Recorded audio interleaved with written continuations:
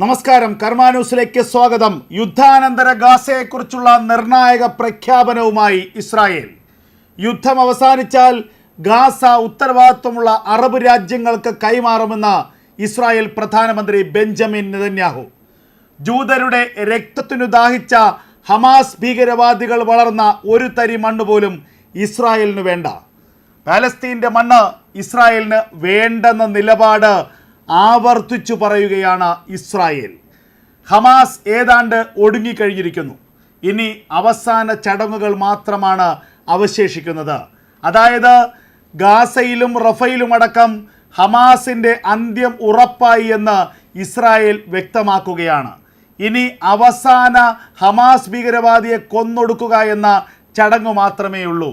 അപ്പോൾ ഹമാസിൻ്റെ അന്ത്യം ഏറെക്കുറെ ഗാസയിൽ ഉറപ്പിച്ച ഘട്ടത്തിലാണ് യുദ്ധാനന്തര ഗാസയെക്കുറിച്ചുള്ള ഏറ്റവും നിർണായകമായ ഒരു തീരുമാനം ഇപ്പോൾ ഇസ്രായേൽ വ്യക്തമാക്കിയിരിക്കുന്നത്. ഗാസയിൽ അവശേഷിക്കുന്ന ബാക്കി ഹമാസുകാരെ കൂടി വധിച്ചാൽ ഗാസയിൽ നിന്നും ജൂതസേന ഒഴിയുമെന്നും നെതന്യാഹു വ്യക്തമാക്കി. യുദ്ധാനന്തര ഗാസയുടെ പ്രവർത്തനവും ഏകീകരണവും എങ്ങനെയായിരിക്കും എന്നത് സംബന്ധിച്ച് വലിയ ആശങ്കകൾ നിലനിൽക്കുന്നതിനിടയിലാണ് ഇസ്രായേലിൻ്റെ ഏറ്റവും നിർണായകമായ തീരുമാനം ഇപ്പോൾ പുറത്തു വന്നിരിക്കുന്നത്. എന്നാൽ ഗാസ യുദ്ധാനന്തരം ഉത്തരവാദിത്തപ്പെട്ട അറബ് രാജ്യങ്ങളെ ഏൽപ്പിക്കാനാണ് ആഗ്രഹം എന്ന ഇസ്രായേൽ നിലപാട് സത്യത്തിൽ ലോകരാഷ്ട്രങ്ങളെ പോലും അമ്പരപ്പിച്ചു എന്നുള്ളതാണ് യാഥാർത്ഥ്യം. ഒരിക്കലും ഗാസയുടെ നിയന്ത്രണം മറ്റു രാജ്യങ്ങൾക്ക് ഇസ്രായേൽ വിട്ടു നൽകുമെന്ന് ആരും ആഗ്രഹിച്ചിരുന്നില്ല, ആരും കരുതിയിരുന്നില്ല എന്നുള്ളതാണ് യാഥാർത്ഥ്യം. സൗദി അറേബ്യയും കുവൈറ്റും ഒമാനുമാണ് ഇസ്രായേൽ ആഗ്രഹിക്കുന്ന ആ അറബ് രാജ്യങ്ങൾ, ഇസ്രായേൽ വിശ്വസിക്കുന്ന പ്രധാനപ്പെട്ട അറബ് രാജ്യങ്ങൾ. അല്ലെങ്കിൽ ലോകത്ത് നല്ല മര്യാദയ്ക്ക് പോകുന്ന അറബ് രാജ്യങ്ങളായ സൗദി ഉൾപ്പെട്ട അറബ് സഖ്യം സ്പോൺസർ ചെയ്യുന്ന ഏജൻസിയെ ഗാസയുടെ ഭരണം ഏൽപ്പിക്കാനും ഇസ്രായേൽ ആഗ്രഹിക്കുന്നു. എന്നാൽ ഗാസയിൽ ഇനി ഒരു തോക്കുധാരിയും ഉണ്ടാവാൻ പാടില്ല. ആയുധങ്ങളില്ലാത്ത ഗാസ, അതാണ് ഇസ്രായേലിൻ്റെ ലക്ഷ്യം. ഭീകരന്മാരില്ലാത്ത ഗാസ, അതാണ് ഇസ്രായേൽ ആഗ്രഹിക്കുന്നത്. ഇതാണ് ഇസ്രായേലിൻ്റെ പ്രധാന ആവശ്യവും. അത് നടപ്പാക്കാൻ ഉത്തരവാദിത്തമുള്ള അറബ് രാജ്യങ്ങൾക്ക് ഗാസയെ കൈമാറുമെന്നും നെതന്യാഹു വ്യക്തമാക്കുന്നു. യുദ്ധാനന്തരം ഗാസയിൽ ഇനി ഹമാസിൻ്റെ പുനരുജ്ജീവനം ഉണ്ടാകരുത്. ഗാസയിൽ ഇനി ഹമാസിനെ കുറിച്ച് ആരും ചിന്തിക്കരുത്. ഹമാസിൻ്റെ ഒരു പ്രവർത്തനവും ഉണ്ടാകരുത്. ഹമാസിൻ്റെ ഒരു നാമ്പ് പോലും മുളയ്ക്കരുത് ഗാസയുടെ മണ്ണിൽ. ഇതാണ് ഇസ്രായേൽ ലക്ഷ്യമിടുന്നത്. ഹമാസിനെ ഭയക്കാതെ ഇസ്രായേലി ജനതയ്ക്ക് ഇനി സ്വസ്ഥമായി ഉറങ്ങാനാകണം. ഇതാണ് ഇസ്രായേൽ ലക്ഷ്യം വയ്ക്കുന്നത്. ഗാസയുടെ നിയന്ത്രണം ഇസ്രായേൽ ഏറ്റെടുക്കുമെന്നായിരുന്നു ഇതുവരെ പൊതുവെ ഉണ്ടായിരുന്ന ധാരണ.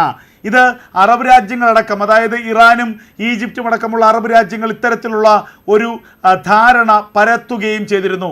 ഇനി യുദ്ധാനന്തരം ഗാസയെ ഇസ്രായേൽ കൈപ്പിടിയിലൊതുക്കും, പാലസ്തീനെ അടക്കം ഇസ്രായേൽ കൈപ്പിടിയിലൊതുക്കും. അറബ് രാജ്യങ്ങൾക്കിടയിൽ ഹമാസിന് അനുകൂലമായ, ഗാസയ്ക്ക് അനുകൂലമായ ഒരു വികാരമുണ്ടാക്കുന്നതിന് ഇറാനും ഈജിപ്തും സിറിയയും ലെബനനും അടക്കം പടച്ചുവിട്ട നുണക്കഥകൾ ഇത്തരത്തിലായിരുന്നു. എന്നാൽ ഇസ്രായേൽ നിലപാട് വ്യക്തമാക്കിയതോടെ ഇക്കാര്യത്തിലെ അവ്യക്തത പാടെ മാറി. പാലസ്തീനെ പിന്തുണയ്ക്കുന്ന അറബ് രാജ്യങ്ങൾക്ക് പോലും ഇക്കാര്യത്തിൽ ഇനി ഇസ്രായേലിനെ കുറ്റപ്പെടുത്താനാകില്ല. ഗാസയുടെ ഭരണം ഇസ്രായേൽ കൈയാളുകയല്ല, മറിച്ച് അറബ് രാജ്യങ്ങളെ, അതും വിശ്വാസമുള്ള രാജ്യങ്ങളെ ഏൽപ്പിക്കുകയാണ് ചെയ്തത്. ഇത് ഇസ്രായേലിൻ്റെ മാന്യതയുടെ ഏറ്റവും വലിയ മകുടോദാഹരണമാണ്. ഗാസയിൽ കഴിഞ്ഞ കുറേ നാളുകളായി വമ്പൻ യുദ്ധമാണ് നടക്കുന്നത്. 8 മാസക്കാലമായി ആ യുദ്ധം ആരംഭിച്ചിട്ട്. ആ യുദ്ധത്തിൻ്റെ അവസാനം ഉടൻ ഉണ്ടാകുമെന്ന് കഴിഞ്ഞ ദിവസമാണ് ഇസ്രായേലി പ്രധാനമന്ത്രി ബെഞ്ചമിൻ നെതന്യാഹു തന്നെ പറഞ്ഞത്. റഫയിലെ ആക്രമണത്തിന് ഇനി 1-2 ആഴ്ചയുടെ ആയുസ്സേ ഉണ്ടാകൂ.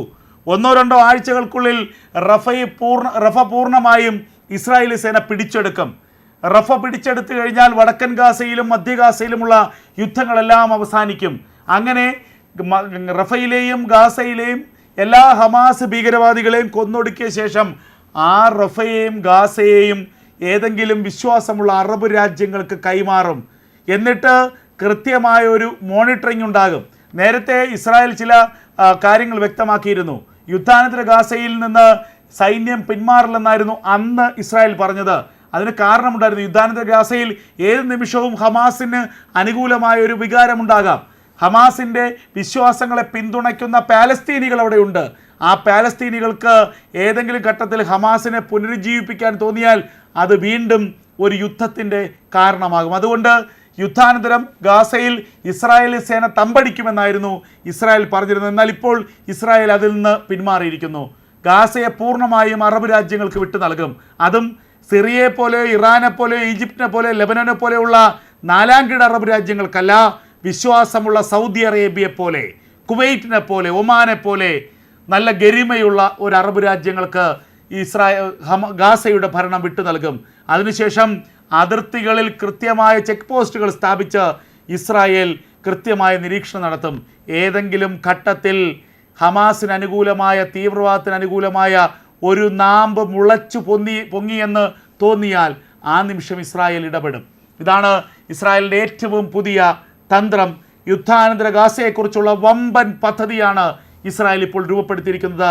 ആ വമ്പൻ പദ്ധതിയിൽ ഗാസയുടെ ഒരു തരി മണ്ണ് ഇസ്രായേലിന് വേണ്ട എന്ന് ഇസ്രായേൽ ആണയിട്ട് പറയുകയാണ്. അതാണ് ഇസ്രായേലിൻ്റെ അന്തസ്സ്. തീവ്രവാദികൾ വിളയാടിയ മണ്ണ് ഞങ്ങൾക്ക് വേണ്ട. ഞങ്ങൾ ഒരു ദേവഭൂമിയിൽ ജീവിക്കുന്നവരാണ്. ഞങ്ങൾക്ക് ഹമാസിൻ്റെയും ഗാസയുടെയും മണ്ണ് വേണ്ട. പക്ഷേ ഗാസയിൽ ഇനി തീവ്രവാദം വേരോടരുത്. തീവ്രവാദത്തിൻ്റെ വേര് പൂർണ്ണമായും വെട്ടിക്കളയുകയാണ്, കരിച്ചു കളയുകയാണ് ഹമാസിൻ്റെ ഉന്മൂലനത്തോടെ ഗാസയിൽ ഇസ്രായേൽ ചെയ്യുന്നത്. യുദ്ധാനന്തരം ഗാസയിൽ ഇനി ഹമാസിൻ്റെ പുനരുജ്ജീവനം ഉണ്ടാകരുത്. ഗാസയിൽ ഇനി ഹമാസിനെ കുറിച്ച് ആരും ചിന്തിക്കരുത്. ഹമാസിൻ്റെ ഒരു പ്രവർത്തനവും ഉണ്ടാകരുത്. ഹമാസിൻ്റെ ഒരു നാമ്പ് പോലും മുളയ്ക്കരുത് ഗാസയുടെ മണ്ണിൽ. ഇതാണ് ഇസ്രായേൽ ലക്ഷ്യമിടുന്നത്. ഹമാസിനെ ഭയക്കാതെ ഇസ്രായേലി ജനതയ്ക്ക് ഇനി സ്വസ്ഥമായി ഉറങ്ങാനാകണം. ഇതാണ് ഇസ്രായേൽ ലക്ഷ്യം വയ്ക്കുന്നത്. ഗാസയുടെ നിയന്ത്രണം ഇസ്രായേൽ ഏറ്റെടുക്കുമെന്നായിരുന്നു ഇതുവരെ പൊതുവെ ഉണ്ടായിരുന്ന ധാരണ. ഇത് അറബ് രാജ്യങ്ങളടക്കം, അതായത് ഇറാനും ഈജിപ്തും അടക്കമുള്ള അറബ് രാജ്യങ്ങൾ ഇത്തരത്തിലുള്ള ഒരു ധാരണ പരത്തുകയും ചെയ്തിരുന്നു. ഇനി യുദ്ധാനന്തരം ഗാസയെ ഇസ്രായേൽ കൈപ്പിടിയിലൊതുക്കും. പാലസ്തീനെ അടക്കം ഇസ്രായേൽ കൈപ്പിടിയിലൊതുക്കും. അറബ് രാജ്യങ്ങൾക്കിടയിൽ ഹമാസിന് അനുകൂലമായ, ഗാസയ്ക്ക് അനുകൂലമായ ഒരു വികാരമുണ്ടാക്കുന്നതിന് ഇറാനും ഈജിപ്തും സിറിയയും ലെബനനുമടക്കം പടച്ചുവിട്ട നുണക്കഥകൾ ഇത്തരത്തിലായിരുന്നു. എന്നാൽ ഇസ്രായേൽ നിലപാട് വ്യക്തമാക്കിയതോടെ ഇക്കാര്യത്തിലെ അവ്യക്തത പാടെ മാറി. പാലസ്തീനെ പിന്തുണയ്ക്കുന്ന അറബ് രാജ്യങ്ങൾക്ക് പോലും ഇക്കാര്യത്തിൽ ഇനി ഇസ്രായേലിനെ കുറ്റപ്പെടുത്താനാകില്ല.